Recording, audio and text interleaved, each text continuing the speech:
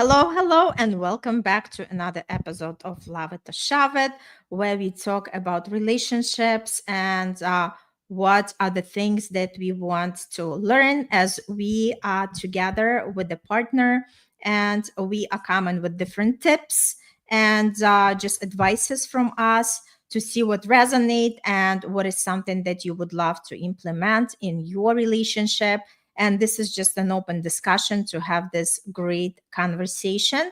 And if this is the first time that you are tuning in, my name is Irina Portnova, and I'm all in the field of manifestation, where I help you to manifest your best relationship and to manifest your exciting life.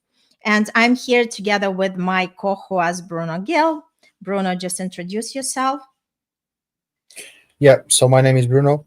I'm a self love coach. I focus more on helping women. I try to at least. So basically, try to help women achieve their maximum potential in whatever they want to do without having them dehumanizing themselves and losing touch with their emotions. Actually, we use that the right way to enhance and boost up whatever women want to make come to life. So, yeah. Mhm. All right. And today we are coming with the topic of spender versus saver when we are talking about how do we live in the relationship when one person loves to spend, another person loves to save. And we're just going to talk a little bit about our experiences and just would love you to participate and let us know what your thought on that, because when we talk about the relationship, even when we are at the dating stage, right, we experience some money conversations, whatever it is. For instance, for me, when I was dating, for me it was very important to see that the man is generous, and up until now, because I believe that man is showing his love through the generosity and through the care, and these things were very important for me.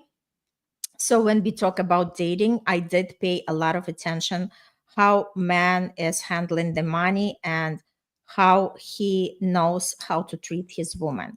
So that was my experience. And when I was dating my ex-husband, when we got married, we always were very lighthearted with money. So that means we were earning the money, but we easy departed with the money. We knew that on the unconscious level, we knew that money is just the energy.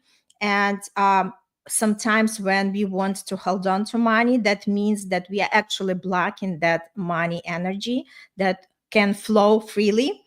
And it was just on an unconscious basis. Again, I remember we could go into the store, and if I like something, he would tell me, if you like it, let's just get it, because we can always earn the money, and we can have the money. So basically, my experience was that I was in the relationship where we understood each other when it comes to money, and there was no much conflict around it. And I think it's very important for any kind of relationship, if you are planning to be with the person, just like really look at the habits. And it doesn't mean that if something does not work, it doesn't mean that the relationship is bad. It's all about what kind of agreement two people can make about money, and how they want to handle money going forward. Again, because there is a lot of ways that people can have the conversations to know exactly what they want to do with that and see what they want to do in the future. Bruno, what do you want to say about it? Yeah, well, I don't have much experience when it comes to relationships on money. That's why I will have to result to my other option, which is talking about things I've seen and the usual type of relationship. I see a lot of relationships out there where people are buying things to impress others, and they're buying things just to say they're buying. And I see a lot of husbands sometimes buying things to their wives so they can shut them up, right? And they stop talking and nagging and talking and nagging. This is not me saying it. This is what I've seen. This is what I've heard as well. Um, and I mean, when it comes to spender versus saver, I just I just have to. I think it all comes down to what levels of financial, you can you have. It just depends on what how your financials are, every single month and every single year, right?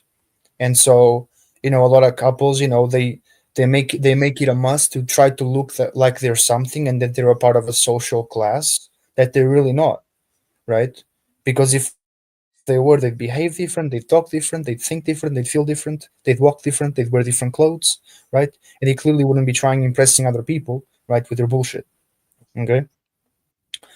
So that's one thing. Um, Again, I think it depends. Like, for example, if your partner's love language is like gifts, right? Then she clearly will want a man, right? Who, who has money, so he can love her that way by buying the gifts, right? Um, but again, like, I feel like if the woman is already expecting that from the man, it ruins the magic. It ruins the magic of it. It's like, for a man, for example, for me, right? If she's already expecting that, if she's expecting it and nothing else, I'm like, nah, now I don't want to give it to you. Because if I give it to you, you're not gonna value it. You're gonna value it, but under the expectation of, yeah, it's normal because that's what I want. It's like, yeah, I know, but there's not gonna be any glow in your eyes. There's not gonna be anything, right? And that's how I see that. But if the woman is not expecting it, now the man wants to give, right? Because they know that, oh, okay, you don't want it, but if I give it to you, you're gonna be glow. You're gonna really appreciate it. You're not gonna be arrogant about it. You're gonna truly validate it. I think you're gonna feel like it's amazing. Um, yeah, so that's another thing, and that's like more of an opinion myself. I don't know if there's another man out there that agree with this or not. But I agree with that. But then again, I think most importantly, you should like, just take in consideration what kind of financials are you currently making every single month. And spending money is very good, and everybody loves to spend money. Who doesn't, right? You're not special. You shouldn't feel special. Just, like, you shouldn't feel special if you like to be spent money on, because quite frankly, there's not one person alive who doesn't like that. Everybody likes it. I like that, and I'm not even that materialistic, right? But there, at some point, no matter how much we like to dream, there is always better things to spend our money on. Always. Like, and so every single month spending money on things that ain't making you more money and they're not helping a relationship. And then, if imagine if in the future you'd like to sell those things, you know you'd be like, I'm not even going to make as much money from those things that I bought because now they depreciated in value, right? And you'd be very stupid to do that as well, to sell those things, because you're not going to make any more money on them anyways, right? um it just feels wrong. So I feel like there's always better things to spend your money on. I think it's important that you make a budget, and this is like, obviously, no, this is for certain couples are in a better financial levels at a lot of others, but this goes for every single, like, this goes for every single couple, no matter how rich or poor or how young or not. It doesn't matter. You should have like a budget. You should have a budget. Like, if you want every single month to go out and spend money on things that, quite frankly, you don't even need, but you like to treat yourselves, fantastic, good. Then make a budget. Make a financial plan. Okay, so I make this money, you make this money. Okay, so combined together we make this, right? So we have house bills, and then and then you have your gas bills, your utility bills, all that, right? And then, after all that's taken care of, right?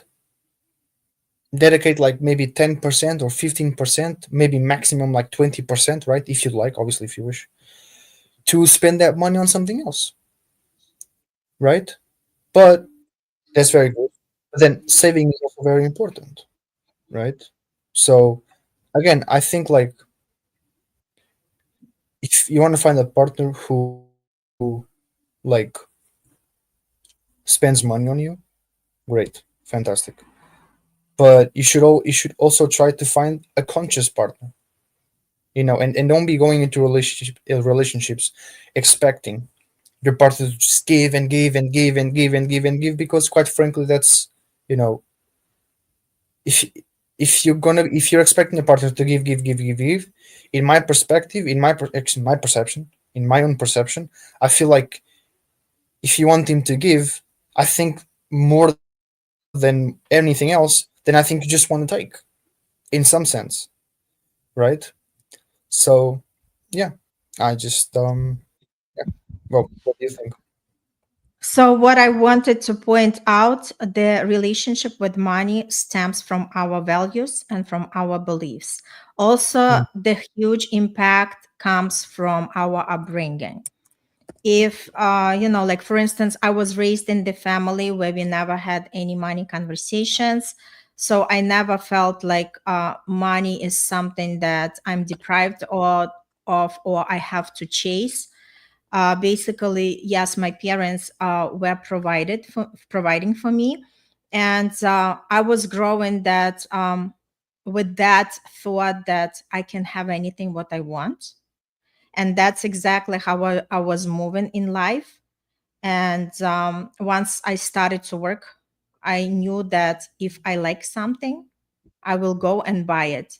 I wouldn't be just depriving myself, because again, it all stems from your values, your beliefs, mm. and what you think is possible for you. So when we talk about the relationship, I think we also have to look at the red flags to see how, like if you have a different value than the person you are dating, so it's worthy of conversation, just to make sure that people are on the same page. So later on, there is no disagreement, there is no point of a disappointment. So I think it's super, super important. And again, we are changing as we are growing. Our beliefs are changing, our values are changing. And I trust that it's very important to talk on these topics and express what you feel about it rather than just keeping it to yourself. And obviously, it's very normal to seek the help from the financial planner, to seek the help from um, the coach who also can repattern the beliefs for somebody who was raised in scarcity and for somebody who always think about saving because they're too scared to spend money. So I think just asking for help, it's normal. And the most important thing is to be open about it, right? To be open with your partner, how you feel in any given situation, and also to seek the help. No, yeah, I agree. I mean, I agree with you, but then again, like there should be a balance. There should be no impulsive purchases, because that's stupid. You gotta control yourself a little bit, because if you're not, then you're just a slave to the things that you buy, right? Like they're never gonna be able to be bought again like crazy. My God, like it's the most valuable thing in the world, which is not, right? Um, and I mean, quite frankly, yeah, of course, I agree, 100%. But this has nothing to do with what, at least with what I said. It has nothing to do with um you having a scarcity mentality about money, which a lot of people do have because of the way they were raised and the conditioning they received. It's completely normal. Everybody's gone through that at some point. In fact, majority of people do. um but my point is like there should be a balance, you know there should be a balance. And I think the best way to put this is like every time you spend money, there should be a purpose behind it, right? And you need to look at yourself and you need to ask yourself, why did I spend this money? Okay. Was it for leisure? Was it for professional reasons? Was it to develop a skill that my partner can develop with me? Was it for just leisure, a good time with my partner? Okay. And how did they manage to get my money? Right.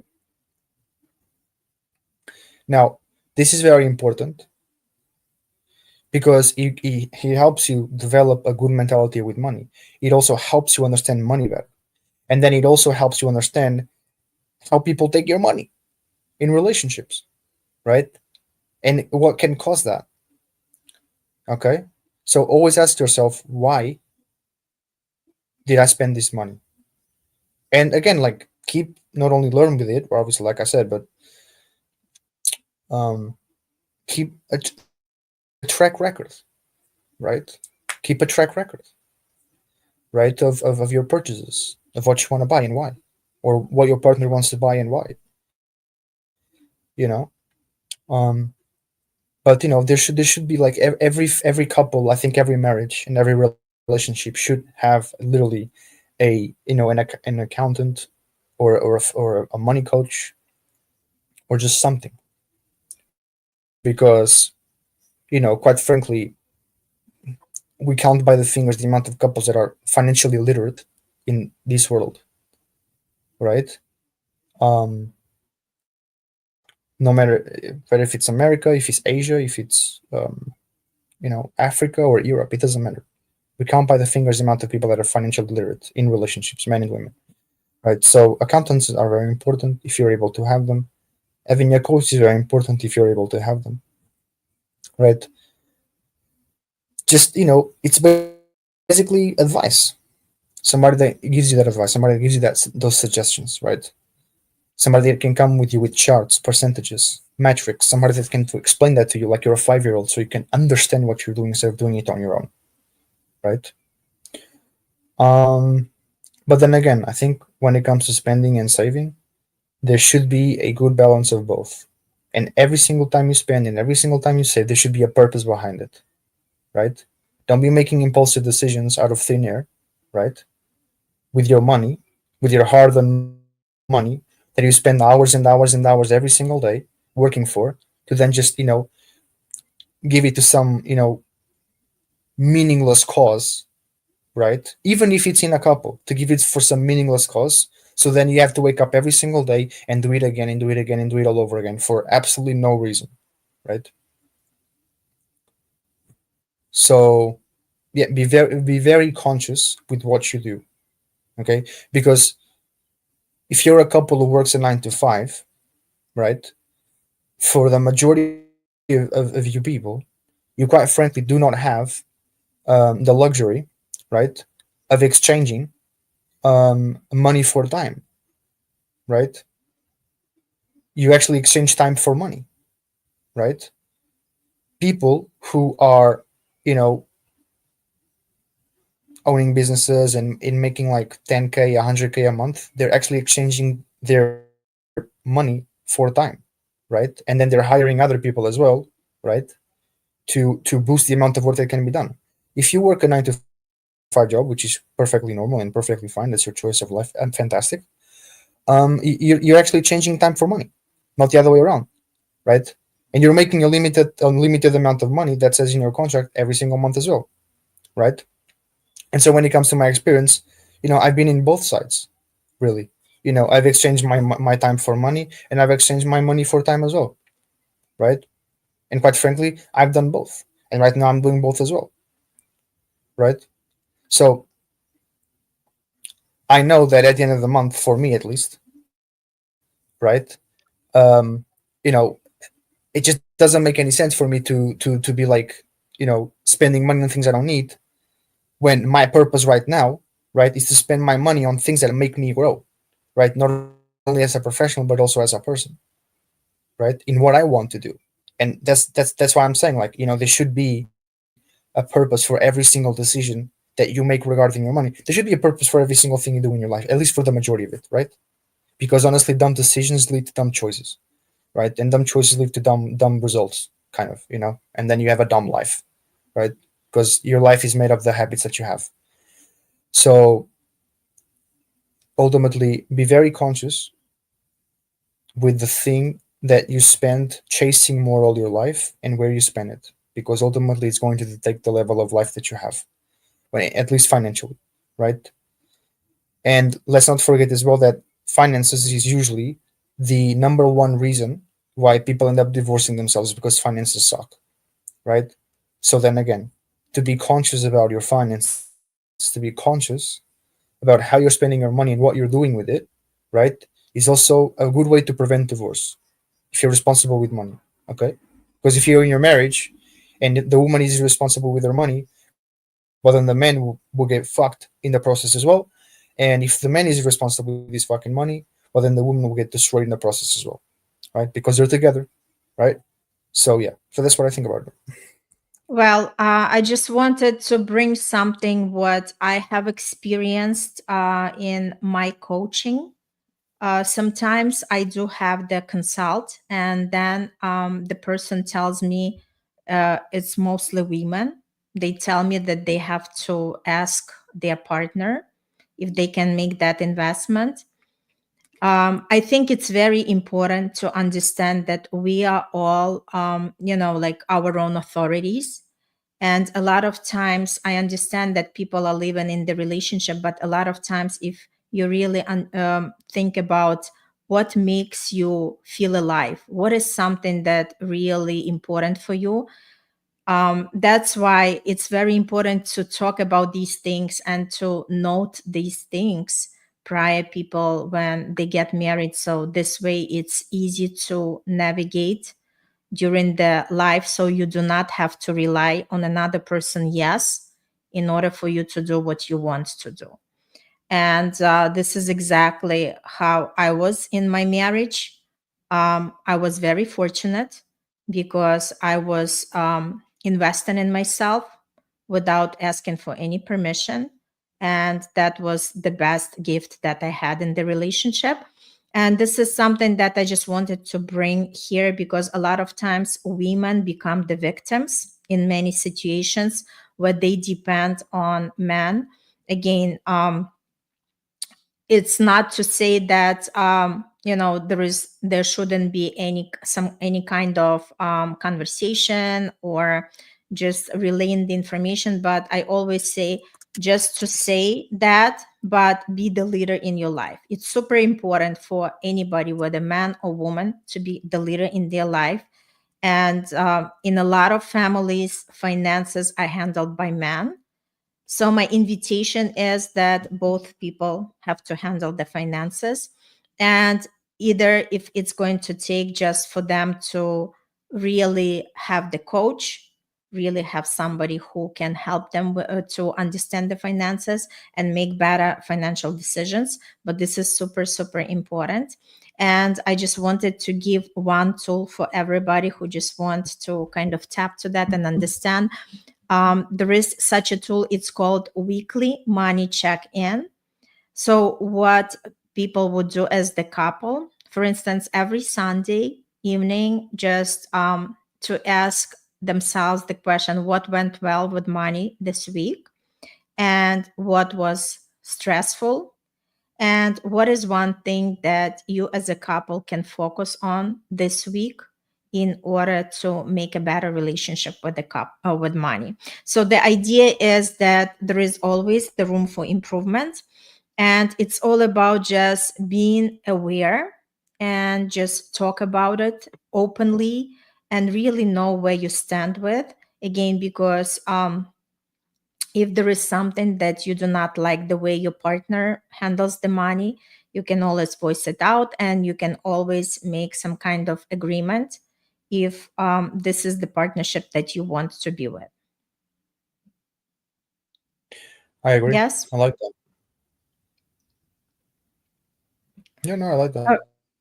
All right. So do you Yeah, want to wrap us? I Mhm. think then communication is then very important, right? Like, Yes, again, like if you're not absolutely. happy with something, you need to Mhm. say it. Because, just like you can be like, oh, you know, well, this happened and stuff. It only happened once, anyways. That doesn't mean anything. Like, don't look, nice people always end up getting hurt the most because they never voice their opinion.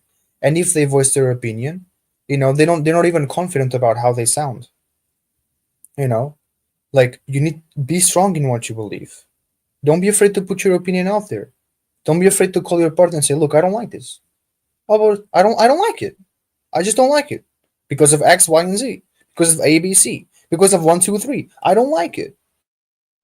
I just don't like it. You don't have to change it. I'm not forcing you. I'm not lecturing you. I'm not labeling you. I'm not offending you or criticizing you. I just don't like it. Do you respect me enough to change or you don't? Because if you don't, you can go. But if you do, thank you very much. Because if I was in your shoes, I'd try to do the same thing, right? So I think like ultimately, voice your opinion, right?